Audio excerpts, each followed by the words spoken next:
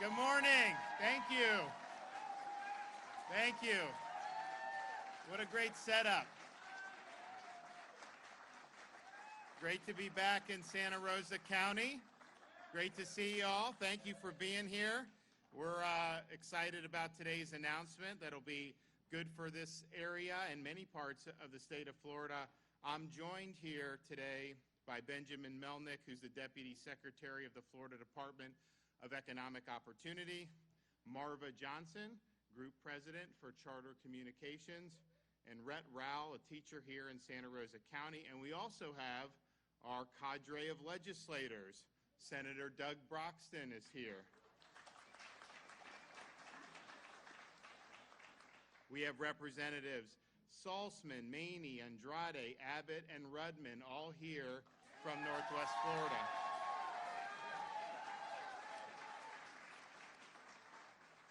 And we're, as many of you know, we have a legislative session, main session in March. They already did one in December to do hurricane relief, but also the toll relief. And so in February, people are going to start getting, if you do the tolls as a commuter and you hit enough of the threshold, they're going to rebate you 50% of your tolls every month with these passes. And so I think that's going to be really good for a lot of people.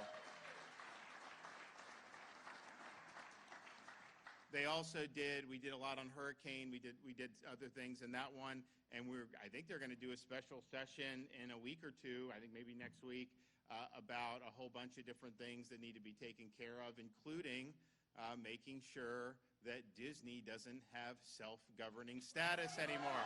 So that's done.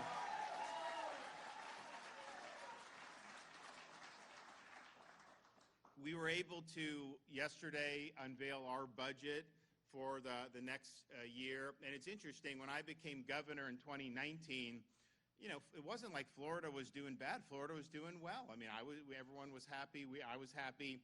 And that budget was a good budget. You know, it was lean. We had about $5.2 billion in total reserves for that budget. Fast forward now, 4 years later, even though we went through pandemic, inflation, supply chain disruptions, all the things that have happened over these last 4 years, we were able to go propose a budget not at $5.2 billion in surplus, but $15.7 billion in surplus. And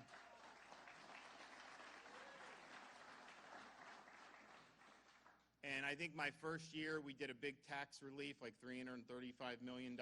People were happy with it. Yeah, but you know, this budget we were able to propose, if you include the tolls that was already enacted, $500 million, we're going to be over $2 billion in tax relief for you and many Florida families, which I think is going to be really good. And we're doing things like we're abolishing sales tax on all baby items, the diapers, the wipes, baby clothes, baby formula, cribs, strollers, everything. And so we want to be family friendly. It's hard enough raising kids as it is. And those are costs that you have to do. It's not like it's like, oh, I'll forgo vacation or something. It's like, yeah, you need all that stuff for the young ones. And so that'll now be tax-free. You'll be able to raise these kids tax-free, which we're excited about. We're also abolishing sales tax permanently on over-the-counter pet medications because people need to take care of their pets. And so no tax on that. And because of things that have happened more recently, we're also eliminating permanently the sales tax on gas stoves. They want...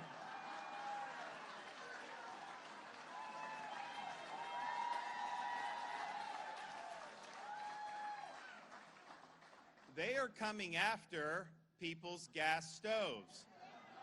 New York is just doing something to ban. So as they're banning, we're saying no tax. But this is just a principle of this, that they want to control every single aspect of your life. They want to be able to determine what type of energy you're allowed to use, how much energy you're allowed to use. And so this is all part of a larger scheme. And so I think in the state of Florida, we're saying, you know, don't tread on us on this. We're going to stand for people's freedoms. And we also have a bunch of other tax stuff, full one-year holidays on things like children's books, kids' athletic equipment, children's toys. We have all pet food for next year or for the next fiscal year, 100% tax-free.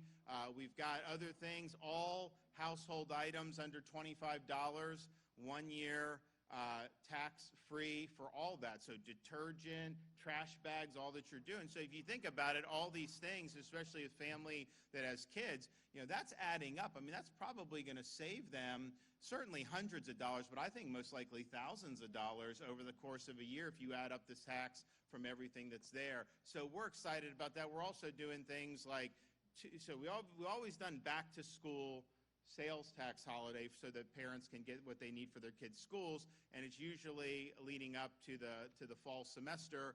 Well, we're going to do that again. We're also going to do one for the spring semester. So you have 2 back-to-school holidays in the state of Florida. We're doing the disaster preparedness holiday again, 14 days where you're able to do what you need to do to prepare. I mean, we saw what happened in southwest Florida. Big storms cause a lot of damage. You guys know that in northwest Florida probably better than anybody. And it was interesting because people were, as we got into like mid-September, it was like the most quiet hurricane season anyone had ever had. And like I didn't say anything, but the minute people started acknowledging that, you knew you were likely going to get. And so you never know what's happening. Hopefully we get by without a major one, but we want people to be able to prepare. We're also doing a 7-day, what we're calling a tool tax holiday. So particularly, I mean, it's for anybody. I mean, you do it around your house, but we got a lot of people who are tradesmen, handyman, that's what they do for their business, so they can buy tools tax-free during that week, which I think would be very good. And then we have the Freedom Summer tax holiday, so things like outdoor equipment, there'll be tax breaks on that. If you buy events, tickets for events, outdoor events, museums, all kinds of stuff, that'll be done because we want people to be able to enjoy the summer. Very busy up in this part of Florida in the summer. Some other parts it's not as busy because people go north. The further south you are in Florida, the more likely people go north. But nevertheless, I think it's going to be good for the state as a whole. So that's by far the biggest amount of tax relief that the state has ever done in any single thing. Legislature, I think, is going to do most of this. They may have some other ideas, and that's fine, but we're going to be able to produce something really, really significant. And the idea is we're living through persistently high inflation. They cheer if it's 7% instead of 8%, but that's still going up. It's not like it's going down. It's just going up at a little slower rate. And you're not really getting any savings on the back end because I don't think the prices are going to return to pre-Biden levels. I just don't see that happening. So this is really giving people relief from the Bidenflation that we've seen really wreak havoc across the country, including here in the state of Florida. And I think we probably are doing more than any other state is doing with that. And if you think about what we're able to do in terms of our fiscal prudence and where we're at, we have our total debt for the state of Florida, $20 billion. Our economy in the state of Florida is over $1 trillion. So the debt to GDP in Florida is like 1.5%. Now, what does that mean? Well, the federal government and the U.S. economy, the federal debt is more than the entire U.S. economy. And so it's 31 trillion. Our economy is not that big. So the debt to GDP ratio, whereas in Florida it's 1.5%, federal government's like 130%. And so if you looked at the amount that every Floridian would owe to extinguish our debt, it'd be about $750 per person. For every American to extinguish the national debt would be $91,000 a pop. And that includes the little babies who were just born yesterday. It's not even just taxpayers. If you only count taxpayers, it's like $250,000 per taxpayer to be able to do that. So we've really done it right. We've been able to retire debt, but at the same time, and sometimes it's smart to do. When money was cheap, it was actually smart to do because if you have projects you know have to get done, you can get the money very cheap and do it. So it's not like having debt at all is bad. But we have an opportunity to pay it down even more. So we're doing a program that we put in our budget, debt reduction program. We're starting it with $400 million to be able to retire more debt earlier without having to pay as much interest on it. And so I think that's going to be very successful. But then because we have so much cash in reserves, we're proposing, and I think we're the first state to ever propose this, $1 billion in what we're calling a state investment fund. So it'll be able to be invested by the State Board of Administration, which is what invests our Florida retirement system money. And the first 3% of returns will just go back into the fund. The next 2.5% of the returns will go to debt reduction. And then anything above that just goes in the general kitty. But you have all this money sitting there.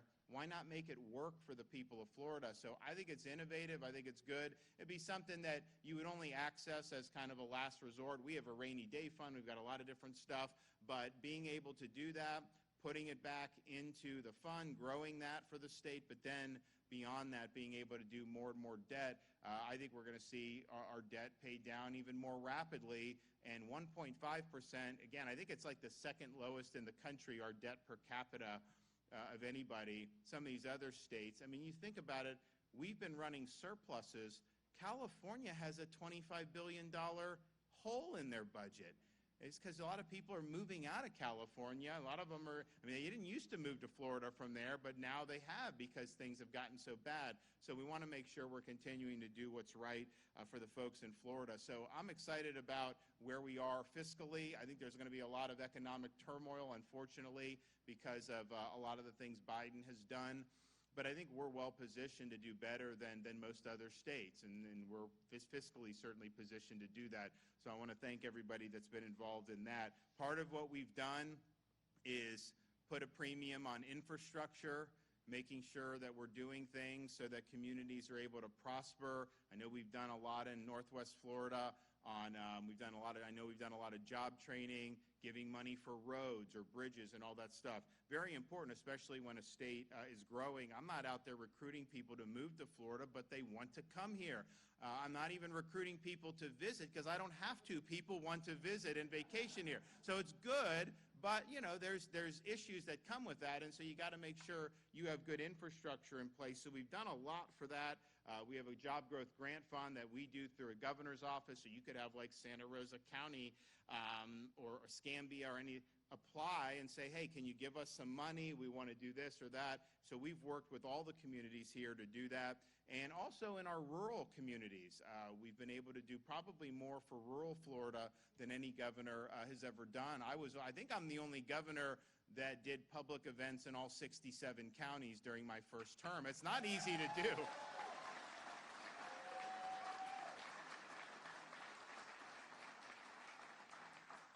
I remember being in one rural county. I'm walking and a fellow comes up to me just looking at me, and I'm like, I thought maybe like, do I have something on my face? And I'm like, what? He's like, I've never seen a governor before in our county. So we're happy to do it. So we've done through the job growth, but we've also done our rural infrastructure fund. We're asking for $30 million for rural infrastructure in this year's budget. I think it's been very, very successful. One of the aspects of infrastructure that we've embraced is the need to make sure, and it's not actually just rural, it's largely that, but there's very populated counties that also have gaps, is making sure we're expanding access for broadband to make sure that all communities have access to high-speed internet. It's just important for the way our society functions. And so we were able to secure $400 million last year to expand broadband access across the state of Florida. So today, we are here to issue our first awards for broadband expansion in the state of Florida. And in fact, we are going to be able to award today for all the state, 41 counties, 58 different projects, $144 million in broadband access grants.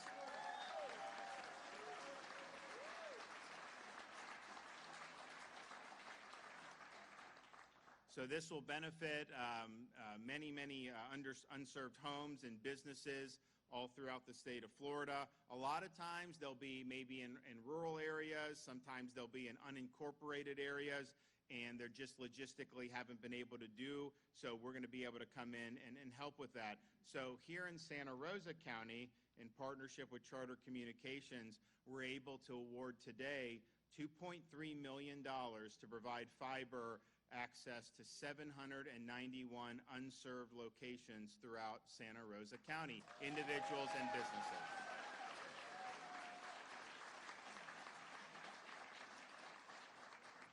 So it's important now. I must confess, even though we're doing this and we understand it's important for modern society, just as a father of a 6, a 4, and a 2-year-old, we don't want them mired on the internet or on these computers. I mean, my wife and I are like, you got to get out, you got to do things, and that's part of the things in schools. I made a comment, and some had a spasm over it, but anything I say, some have a spasm over. But I just pointed out that, these kids, if they're on their phones during class, texting and stuff, they're not going to be learning. And so really what you should do is you come into class, you leave the phone in like a cubby, you sit in class, grab the phone. You can use it during recess or something, but being buried in that thing all during the day, I don't think is healthy. And I think it's going to be a continued battle with young people, because when I was growing up, we had some things. I mean, they had like Nintendo video games, and they had some other things, but it wasn't to the extent. I mean, you had to get outside. We were out there playing. We were out there doing all that. Now, you really can just be doing devices and all this stuff day after day, and that's not healthy. So that's just an aside. We need the infrastructure. It's important for business. It's important for people to be able to use these tools, and we're going to make sure that we're doing it. But we also want to make sure that that our kids, that there's a good balance between what's going on with like an online or a computer versus what's going on in kind of the real world and getting out and actually experiencing life. So we work really hard with our kids to be able to do that. We try to take, actually, I think First Lady, you'll probably have a couple of them. She's going to be on the road doing some more good work throughout the state of Florida, and we do, and it's great. But that's just, as a parent, is something that I think about. Okay, this is now where they have all this. What are they going to develop in the next 5 or 10 years? When our kids are teenagers, what are they going to be having? And it's not the best thought sometimes, because I think social media and a lot of that, there's been a lot of negative impact on our youth. I think that's just the bottom line. But nevertheless, I think this will help individuals. I think it'll help businesses be able to do important things and be able to have access to high-speed internet. So I'm going to give this check. So where are they at? Okay. Santa Rosa, you want to come? Come over here. There we go. Yeah, there we go.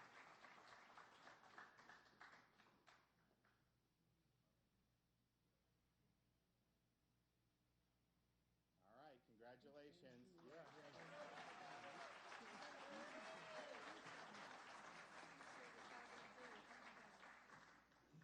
So we're excited, and I think if you look, I mean, this is the map of where all the different areas are going to go, and it's pretty significant with the shaded counties. And it's interesting. I had kind of mentioned, there's some very populated counties that have 600,000-700,000 people, but they have really significant areas where you have underserved. So this is going to really answer the call, I think, for communities up and down the state of Florida. So we've got some folks here that you'll be able to hear from. So first, this is going to be Santa Rosa is going to be working with Charter Communications to be able to bring this into effect. And so we have Marva Johnson from Charter.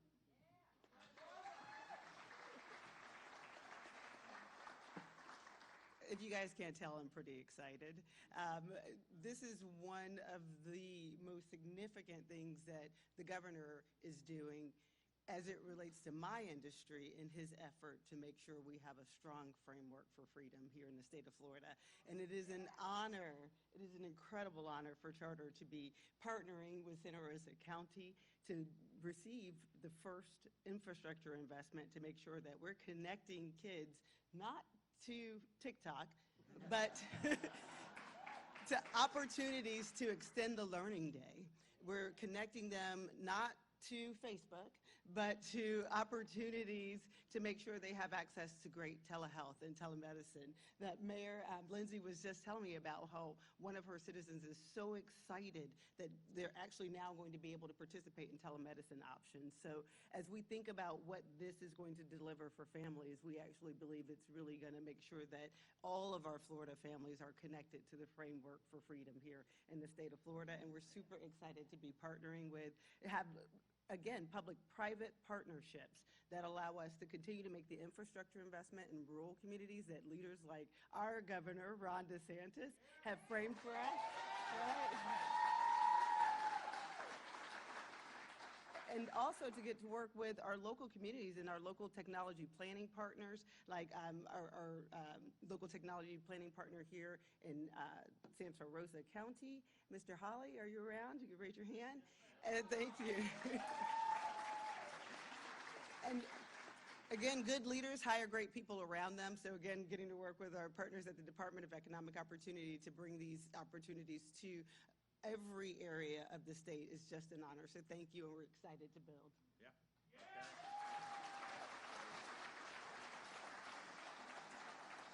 Okay, Benjamin Melnick.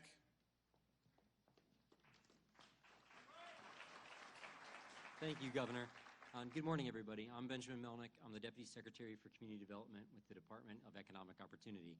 And I'm thrilled to be here and thrilled to be part of this exciting announcement starting the awards for the Broadband Opportunity Grant Program. And under Governor DeSantis' leadership, we've got a lot to do, and we're doing it.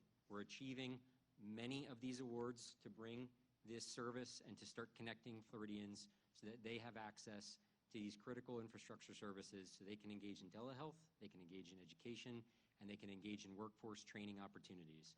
Because connecting these communities, particularly in rural and small areas of the state, is really going to be a game changer to get these folks the opportunities they need to participate in job training, to expand what they've got going in their lives and improve everything around them. We truly believe that we've got a lot more coming thanks to the governor's leadership. We're just getting started with the Broadband Opportunity Grant Program. There's more to come with this. There will be more broadband programs as the office under Director Katie Smith has hit the ground running. We've got many more opportunities that we plan to work with the governor's leadership to bring to the communities of Florida. And we look forward to supporting the free state of Florida in the best way possible, creating opportunity. Thank you.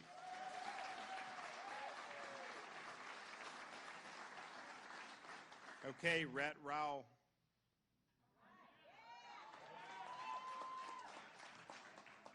So imagine you're in your class teaching about the free American enterprise system in your economics class, and you get a call from the governor's office asking you to speak. And I didn't even know they knew who I was.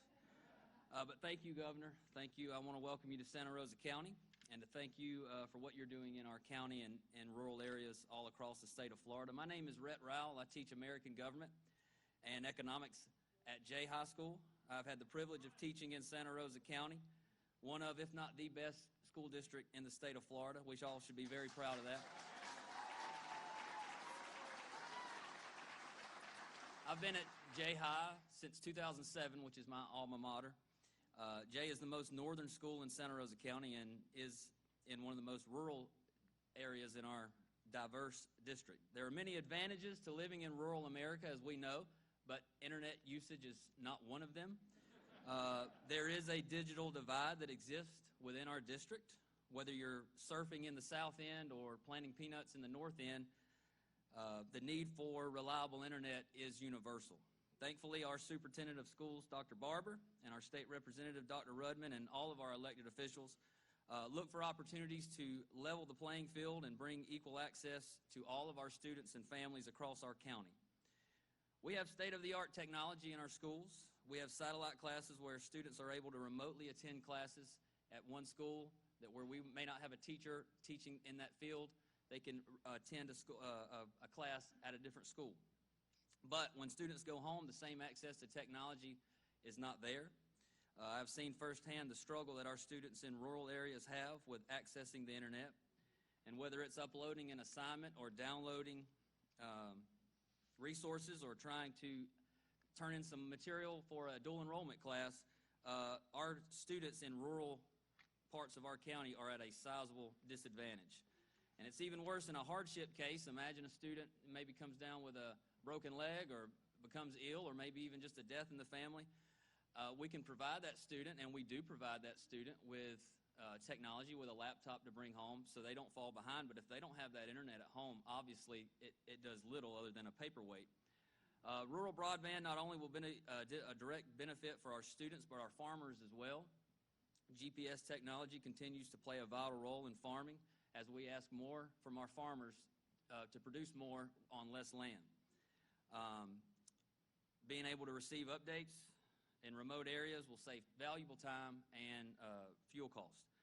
So while many people in rural areas and other states do without, help is on the way to rural Floridians and our students. Per usual, our governor leads the way and continues to be mindful of our needs and takes immediate action. So thank you, Governor DeSantis. Thank you for prioritizing this issue and helping our students.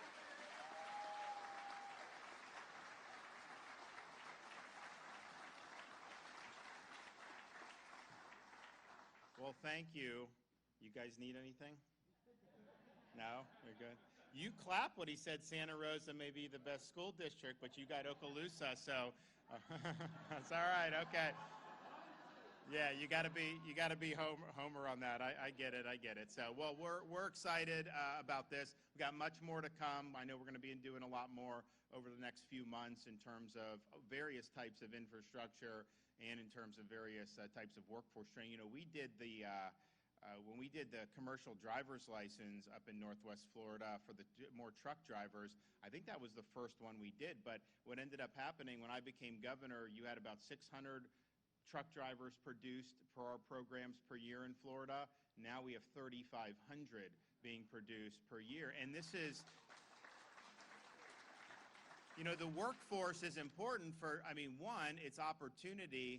These truck drivers are starting out on good side. Not an easy job, a lot of wear, but I mean, they're compensated, I think, well if they're trained, which is great. And then you also have the situation where it's just necessary for our economy. I mean, these are critical things to have. You're going to have a lot of people are going to be retiring over the next 10 years, and we need to have more folks there. So we've had a lot of success on a lot of those things. And you know what? A lot of the workforce, where you get real concrete skills, you make more money than some of these people going to college and getting a degree in zombie studies anyways. So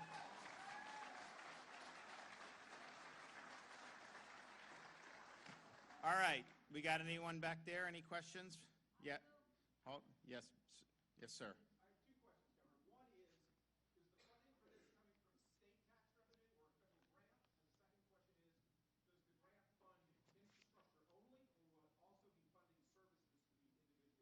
You would know. Does it include the services or just the infrastructure? It includes the infrastructure, but we do have wonderful programs to make the services affordable for every family. So for low-income families, you can actually get free services. And is this, because I know we have both pots, is this all federal or is this part state? This one's federal. Yeah, this one's federal. We have in our budget, we have rural broadband as well. So we have actually more than one pot that we're going to be able to draw from, but this one's drawn from federal. Yes.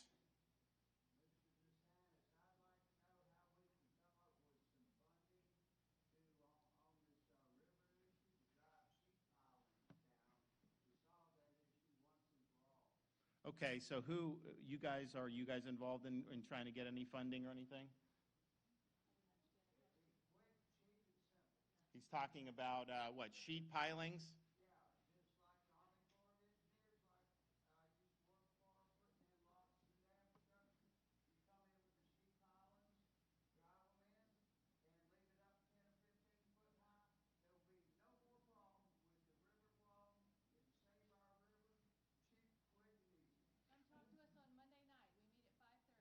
Well, that's local. I mean, so you have your state, she said talk to the local, so you can do that. But, you know, these state reps and senators, they do stuff in the budget, so talk to them. You know, I have no money except what they appropriate.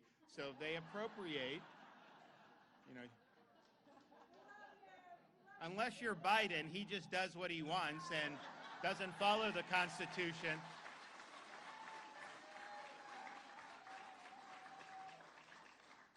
All right, well, you guys have some marching orders, so you should talk to this fellow over here. Yes? What's that? Okay. All right. Well, good deal. Well, great to see everybody. God bless, and thank you for coming out. We'll see you soon. This way?